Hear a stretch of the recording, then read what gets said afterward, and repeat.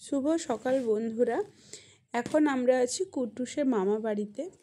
এই যে বাগানটা তোমরা দেখতে পাচ্ছ, এগুলো আমার মা নিজের হাতে তৈরি করেছে। তো কিছু শীতের ফুল লাগিয়েছে, বিভিন্ন রকমের গাঁদা ফুল আছে, হলুদ রঙের, কমলা রঙের, এইসব বিভিন্ন রকমের মানে গাঁদা ফুল আছে।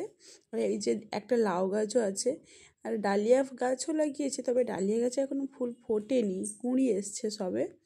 আরও বিভিন্ন রকমের ফুলও লাগিয়েছে। তো এই ফুল বাগানের সাথে সাথে ওখানে একটা কলা গাছে একটা কলার কাঁদি পড়েছিল, যেটা মা জাস্ট ধরে দাঁড়িয়েছিল। আমি বলছিলাম যে তুমি তো মালিক কলা মানে এই বাগানের, তো একটু দাঁড়িয়ে ধরো। ধরেছিল। এবারে কুট্টুস বলে কি না যে তুমি ছাড়ো, আমি হাত বাড়িয়ে ধরবো, ধরতে পারছে না। এইসব খুনসুটি করেই কেটে গেছে আর পুরো সকালটা। আর আমি এই যে কিছু কিছু ফুলের ফটো তুলছিলাম, বেশ ভালো লাগছিল অনেক দিন পরে এখানে এসে। কুট্টুসও এখানে সবার সাথে খুব ভালোভাবে টাইমটা কাটাচ্ছিল।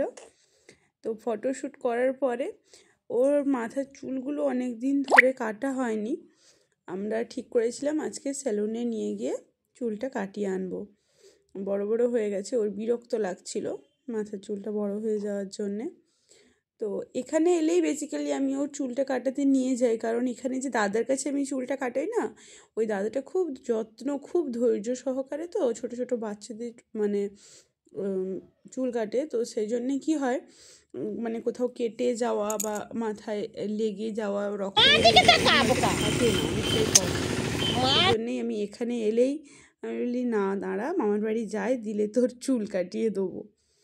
তো এই করে করে আমরা বাবুকে যখন বলবো যে আয় আমি একটু বাড়িতে সাইজ করে দিই, করবে না, বলে সেলুনে গিয়ে কাটবো। তো আমি ওকে নিয়ে চলে গিয়েছিলাম